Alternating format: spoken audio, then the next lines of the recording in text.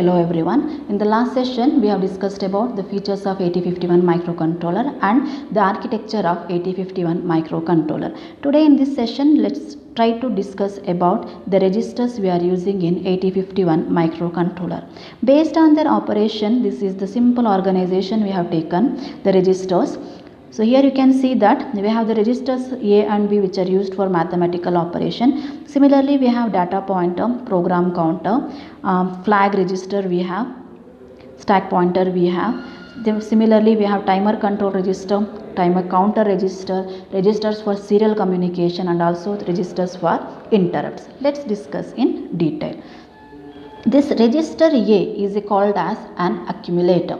We said that 8051 is a 8-bit microcontroller, therefore the maximum input you can give is only 8-bit. The function of this accumulator is used to hold the source operand and also to store the result after any particular arithmetic operation. Here you have. So you have to store the result after any arithmetic operation and also to store the source operand. So we have the functions like rotation, parity checking, testing for 0. The operands which are undergoing the functions like this, which will be stored, it will be stored exclusively in accumulator. Next we have register B. So this register B is a general purpose register which is also a 8-bit register and it is used in multiplication and division operation. Next we have a data pointer register. It is a 16-bit register which is used to hold the 16-bit address, provided it will not be stored in a single stretch. It will be stored in higher byte and lower byte. So here you can see it will be stored in higher byte and lower byte. So the lower byte is having the internal address 82 and the higher byte will be stored in the internal address 83. Next we have program counter. So this program counter is also a 16-bit register which is used to hold the address of the next instruction to be fetched and executed. Next look into the flag register. So these flag registers are generally called as program status word. So it is also 8-bit register, you can see, and we have shown the different position of different registers. So this flag register is to show about the status of a particular operation. After the particular operation, by looking into the result you can say what is the status of the different flags. Here you can see we have carry flag, we have auxiliary carry flag, we have overflow flag and we have parity flag. Look into carry flag. So this flag is set when there is overflow out of bit 7. Nothing but when you are doing any operation, particularly if in addition, when you are doing addition, after addition if there is a carry out of bit 7, then we say that there is a carry. Here you can see we have taken the numbers here 9B and 7H. We have done the operation addition. After the addition you can see that there is a carry in the after the D7 bit. There we can say that yes, carry flag is set. Similarly we have auxiliary carry flag. This flag is set when there is a carry from bit D3 to D4. When there is a carry from D3 to D4. So we have taken same number, we have done the addition, you can do the addition over here. So after addition you can see that we have a carry from D3 to D4.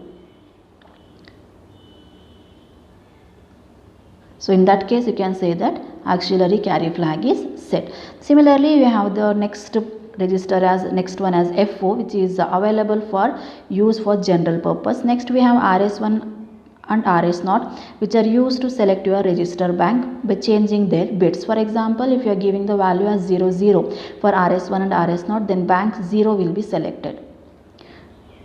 Bank 0 will be selected. Bank 1 is selected when you are giving the value as 0 and 1. Bank 2 is selected, it is 1 0, and bank 3 is selected when it is 1 1. Next we have overflow flag. This flag is set when you are performing signed operation. After any signed operation, if the result is too large, then we will say that overflow flag is set. Next we have parity flag. So this parity flag is used to say the number of ones which are present in the accumulator. After any arithmetic operation, if the number of ones are 0, you can see if the number of ones are you have the number of ones here. If the number of ones are even, then you can say that it is even parity. If the number of ones are odd, then you can say that it is a odd parity, and it will be set for even parity. It will be set p is equal to 0, and for odd parity it will be given the p is equal to 1 value. So here we have taken the example. So example again 9b and 6h we have taken. We have shown the operation of addition and we have got the result. After the result you can see that we have a carry flag set. We have the carry flag set. We have the auxiliary carry, and the number of ones we are having 0. So p is equal to 0, right?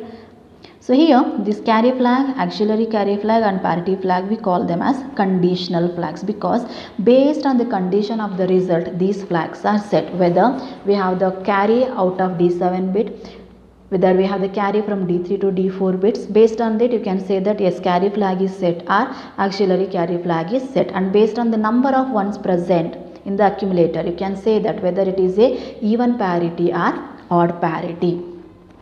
Next we have stack and stack pointer. So stack is one of the storage method which will be used in internal RAM. Here you can store and read the information easily. So the stack pointer or stack what you are using, it is generally works on the principle of first in last out. So the data which is stored first, it will be the one to read last. That is why it is called as first in last out.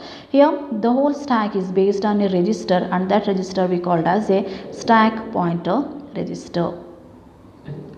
So stack pointer register is the one which is used to say about the top of the stack. So this SP is a 8-bit register to show the top of the stack. So generally where SP is pointing, that will be called as top of the stack. So this is SP. Now SP is pointing at the location 7. So this 7 will be called as top of the stack. So here you can store and you can read the data, and storing is called as push operation and reading is called as pop operation. When you are storing, first you will be storing the data in the lowest location. Here the data will be stored in 7 first, then you will store the data at 8, then you will store the data at 9, right? So first the data will be stored in the lowest position, then higher, therefore it has to be incremented. First you are at the position 7, then you are incremented to 8, then you are incremented to 9. So whenever you are storing, it will be incremented. SP will be incrementing, and wherever the SP is pointing, that will be called as top of the stack. This is your store operation. You can see first the data was presenting at the location 7. Here the data was present. When after this you want the data to be stored in the next location, the next location is 8. The next location is 8 where your data is stored. Therefore whenever you are storing the operation, nothing but whenever you are performing the push operation, then it has to be incremented. Similarly, we have the reading operation, and that reading operation we call it as a pop operation. So pop operation is, it has to read the data, right? So reading the data will be like, first you will read the data which is present in the higher location, then you will come down. Here you can see. So again your SP is pointing at 8. So where SP is pointing, that will be called as top of the stack, right? So now you have to read the data which is present in the location 8, and that data we call it as data 2. After you are reading the data at 8, then only you can come to 7. Therefore you are decrementing your location, right? So here you have the data are stored in the location 9, 8 and 7, data 1, data 2 and data 3. You have read the data which is present in 9, then you are in 8 now, so you have to read the data 2. After data 2 is read, then you have to read the data 3 which is present in the location 7. Here, which is present in the location 7. Now, you can see here, you are at 8, SP was 8, now your SP is pointing at 7. Here you can see your SP was 8 pointing to 8 over here. Now your SP is pointing to 7.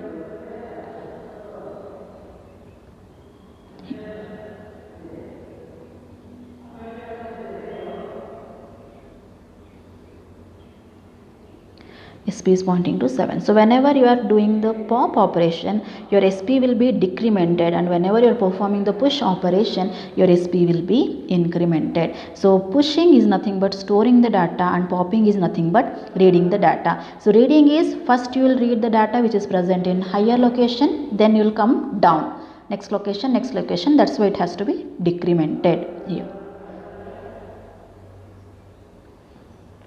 That's why it has to be decremented. And whenever you are pushing the operation, so you have to store the data first in the lowest location, then you have to go to the highest location. Therefore it has to be incremented. Pushing, when you are doing the push operation, SP will be incremented, and when you are doing the pop operation, SP will be decremented.